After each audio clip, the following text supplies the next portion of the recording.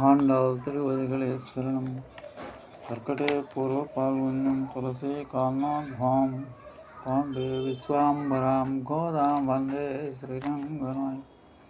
అలారా ఈరోజు మనం 21వ పాఠం ఏత్ కళంగల్ ఎతిరుపోంగ మీదిలిప్ప மாத்தாதே பால் சூரியம் வள்ளல் பெரும் வசுக்கள் ஆத்த படைத்தான் மகனே அறிவுராய் ஓத்தமுடையாய் பெரியாய் உலகனில் தோத்தமாய் நின்று சுடரே தொழிலேசாய் மாத்தாரணக்கு வலித்துளைந்து உன்வா சர்க்கன் ஆத்தாது வந்து உன்னடி பணியம் மாபோலே போத்தியாம் வந்தோம் புகழ் నేలో రంభాబాయ్.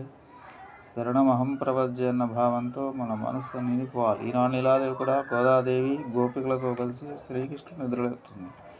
కుండల నిండుగా పొర్లిపోయే విధంగా పాలధారలు కురిపించే బలిష్టమైన ఆవుల మందలు దండిగా కలిగిన నందగోపునికి ప్రియమైన పుత్రుడా, ఓ గోపాలకృష్ణ నిద్ర మేలుకోవయ్యి. ఆశ్రిత జనరక్షకుడా, ప్రసన్నుల ఆత్మని హరించువాడ, శత్రువుని పరాక్రమ నిలువలేక శరణు వేడుతూ నీ పాదాలను ఆశ్రయిస్తారు. అదేవిధంగా మేము కూడా వచ్చి ఆశ్రయించి నిన్ను శరణ వేడుతున్నాం. నీ కళ్యాణ గుణముల గానం చేస్తూ నీ వద్దకు వచ్చిన మమ్మల్ని కరుణించు.